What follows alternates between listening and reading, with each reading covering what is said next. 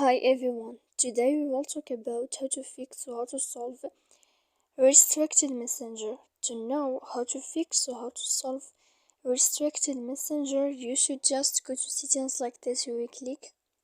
After that, in this page you will go to apps, default apps, app settings. When you will see this list, you will go down to find the application of messenger and you will enter. Then in this page here you will go to click force stop. After that you will enter to storage.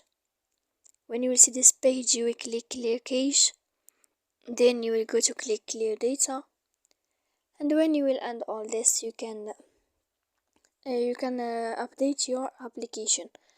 So please don't forget to support us by like and subscribe. See you next time in another video, and thank you for your attention and your watching.